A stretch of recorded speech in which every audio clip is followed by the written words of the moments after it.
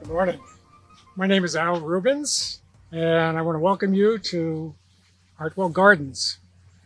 I've been growing vegetables since I was very, very young.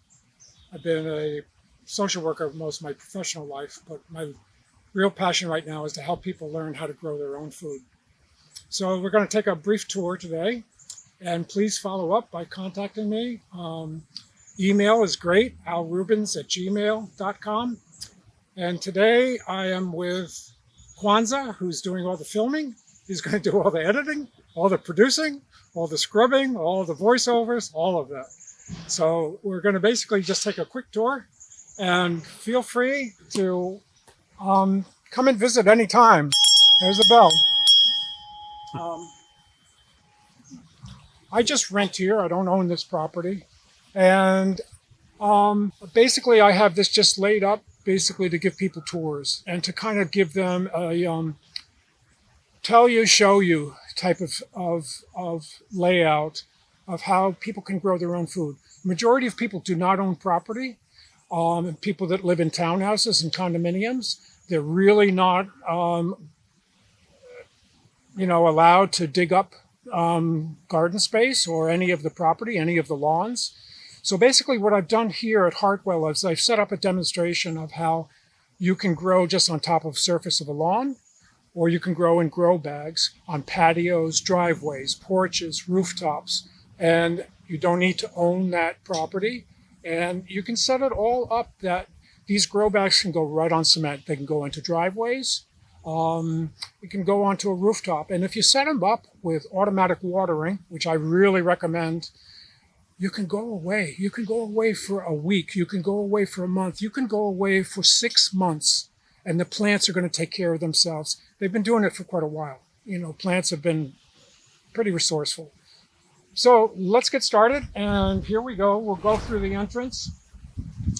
This is just a trellis that I made basically for various, basically gourds. So this is loofah, the bass sponge. You can also eat it. Some gourds, small pumpkins. And this is a cardboard box. It's simply a cardboard box. I cover it with burlap to make it look pretty. All this is a cardboard box, sorry. And in the center is a wire, what's called hardware cloth. And so the wire hardware cloth goes all the way down to the bottom.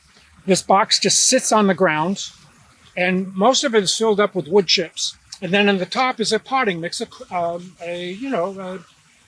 mix of different perlites, vermiculites, earthworm castings, biochar, all the good stuff. And then this steel cage goes all the way down to the ground.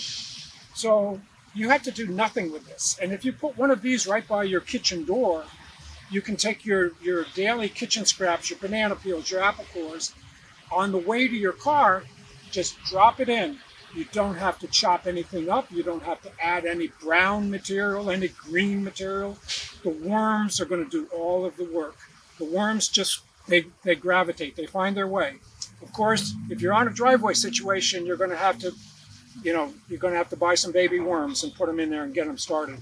But for the most part, the worms just come here, and then they do all of the it's called vermiculture. And basically what they're doing is they are breaking down all the plant material and turning into worm castings, worm poop. And it's probably like one of the more premier types of things that you can use to grow vegetables, to grow flowers. All of these plants now are in grow bags. So this is an artichoke. It's a biennial, so it'll produce an artichoke in one season. Fennel, nasturtiums, chard, basil, fig tree. Fig tree is in not a grow bag, but in a tree pot.